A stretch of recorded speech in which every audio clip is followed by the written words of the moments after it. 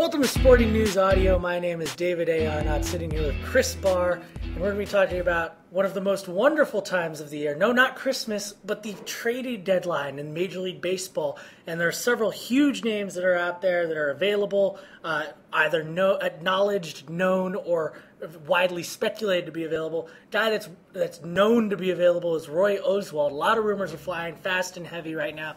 What is the latest that we've heard about that, Chris? Well, in the span of no time at all, he's basically gone from being almost a sure thing to the Phillies to being almost a sure thing to the Cardinals. So right now it looks like the Cardinals are the front runner, but the same obstacles are going to be there probably as were with the Phillies.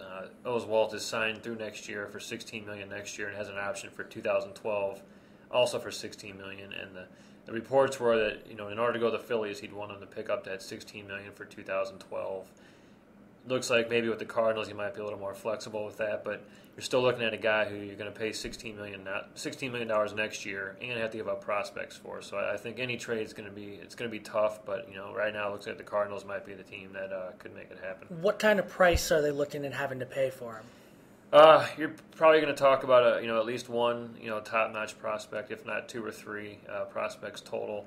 And most likely they're going to have to pick up most of that salary in the future. So it's a double whammy there. You're giving up future stars perhaps, and you're giving up money. And a team like the Cardinals, they've already got a lot of money tied up in Holiday, Wainwright, Carpenter, and they've got to worry about signing Pujols after next year too. So you start putting too much money in three or four guys, the money's going to be gone when Pujols needs it. I mean, and that was the big thing for the Phillies is that even though they're a bid market team with a lot of revenue, there's only one Yankees, and there's only one team that is willing to spend anything and can spend anything in order to get what it wants. Yeah, and that's why this the contract is going to be a problem. And the Phillies, we've seen them spend big in the last couple of years, and getting Roy Halladay and signing him. They've got Howard wrapped up. They've got Utley wrapped up.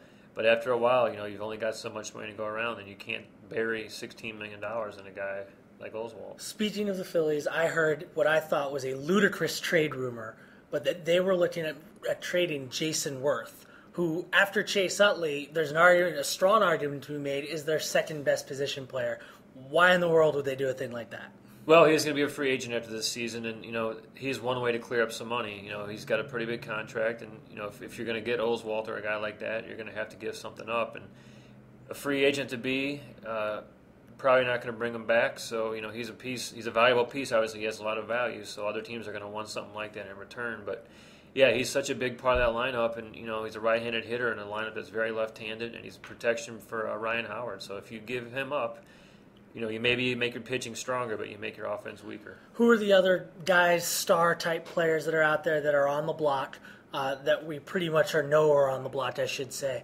And what are their teams looking to get back for them? Prince Fielder's one. He's also, like Oswalt, signed through next season, so not for the outrageous salary, perhaps, but he's a big bat. A lot of teams need a big bat, and the problem with him is he's probably going to have to go to the American League and maybe be a DH because a team like the Padres, who need a big bat, already have a first baseman, Adrian Gonzalez, so they don't need Prince Fielder to play first base and Adrian Gonzalez to play first base. So, the Brewers are going to be looking for, the White Sox are the team they're linked to right now, and they're talking about a high prospect pitcher, Daniel Hudson, who just pitched pretty well this week, in addition to maybe a Gordon Beckham or another infielder like that who's already kind of established. So you're again looking at a very steep price for a guy like that. And staying with the Brewers, Corey Hart is another guy who's the Padres, Giants, and the Rays have all expressed interest in him. And again, though, a very good bat, a power hitter, a young guy,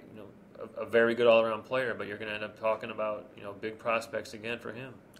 Chris, thanks for joining us on Sporting News Audio. You bet.